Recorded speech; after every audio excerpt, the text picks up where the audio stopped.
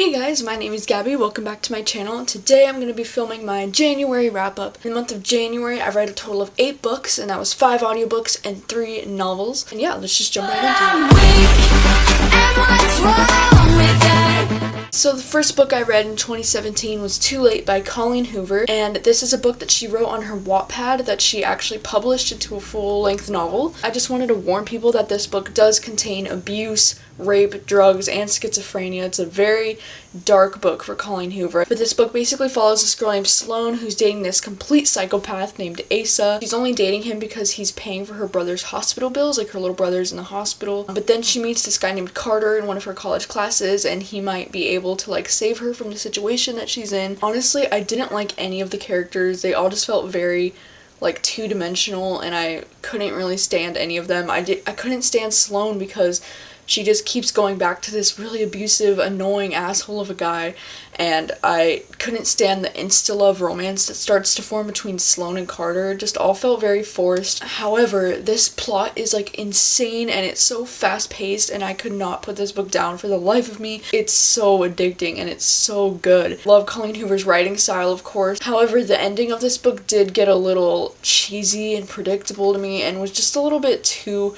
unrealistic. I wasn't a huge fan of this ending, but I still really enjoyed this book, and I ended up giving it 3.5 out of 5 stars. So yeah, Colleen Hoover is still one of my faves. This one just isn't one of my all-time favorites from her. Right, the second book I read this month was A Life in Parts by Bryan Cranston, and I listened to the audiobook for this. Honestly, this is the best celebrity memoir I think I've ever listened to. Love Bryan Cranston so much as a human being, and I just think he's one of the coolest people ever, and Breaking Bad is my all-time favorite TV show, so obviously that's what made me want to read this. There is like a million spoilers for Breaking Bad in this book, so I highly recommend watching Breaking Bad before you read the book. Bryan Cranston actually has so many incredible life stories that are so inspirational, and like he's one of those people who's truly lived like an epic life, and he's really like lived his life to the fullest, you know, and he has so many amazing stories from his childhood, and all these stories about when he was in the police academy, when he was traveling overseas, spontaneous crazy life decisions. He's just such an inspiration, and he's lived such an amazing life, and I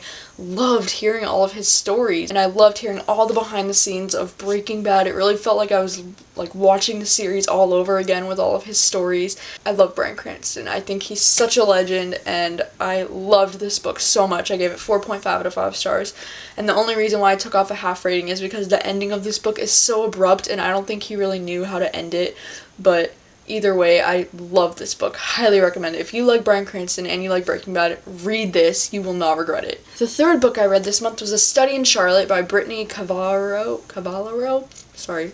A book that is a Sherlock Holmes retelling. Personally, haven't ever watched Sherlock Holmes or read anything about it, and so I didn't really, I wasn't very fascinated by that aspect, but this is a futuristic retelling where it's Sherlock Holmes' great-great-great-granddaughter, and it's Charlotte Holmes, and they're like dealing with a college campus murder mystery and stuff, and it was interesting kind of, but I just didn't really like it all that much. It's all really forgettable, and I wasn't very interested in the mystery happening. I ended up giving it 3 out of 5 stars because like I know it's just one of those situations where it's me personally, it's not necessarily the book. Like the book is decent, I'm just personally not very interested and invested in this type of story. The fourth book I read was Finding Audrey by Sophie Consuela, and this book follows a 14-year-old girl named Audrey who has social anxiety, and she has like a crazy family, and there's this insta-love romance that takes place between Audrey and her brother's friend. Audrey's mom in this book drove me absolutely insane. She's like one of those over-the-top, annoying, crazy parents that I hate to read about. She's just, Audrey's brother in this book is obsessed with playing video games, and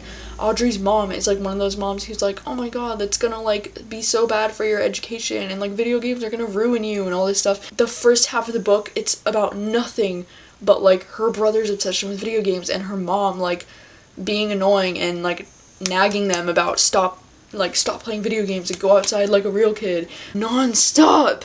it was just so annoying, and her mom is so ridiculous. And Audrey has this like insta-love kind of going on with her brother's friend because he's like the first boy she's talked to with her like social anxiety and whatever.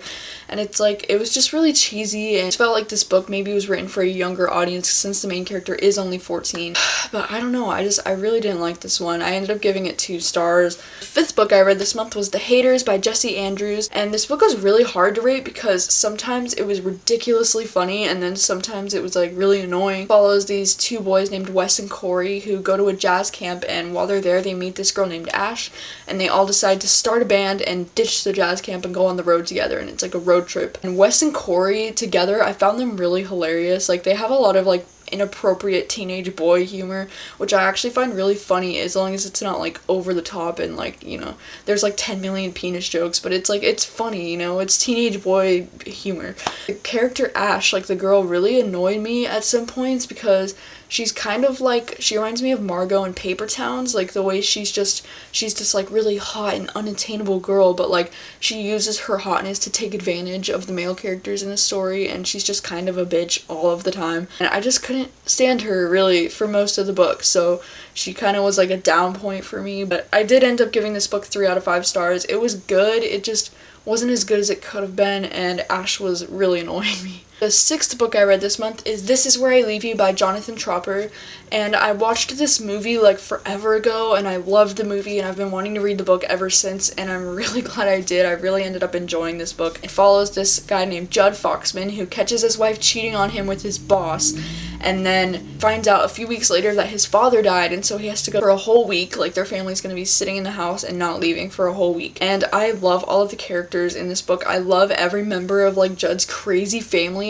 Like, I really love reading about really raunchy and unapologetic families. They're just very much themselves all the time around each other, and I love it. It has a surprising amount of heart. Like, it's really funny, like there's a lot of comedy, which is great, but it also has a surprising amount of heart. Beautiful in the way it was talking about growing up and family and marriage and the way these things shape us as human beings, and it's beautiful. Like, it was really, really good. I love this writing. I love Judd as a character. This book is great. I mean, if you like good stories about families, then I highly recommend this one, and I gave it 4 out of 5 stars. The 7th book I read this month was A List of Cages by Robin Rowe, and this book follows this boy named Adam, who's a senior in high school, who finds his old foster brother Julian, who is struggling and keeping a lot of secrets from Adam and from everyone. It kind of reminds me of Perks of Being a Wallflower meets Room. I know that's like a crazy comparison, but if you read it, I think you'll agree with me. Very sad, it's very heartbreaking, completely unexpected in how much it like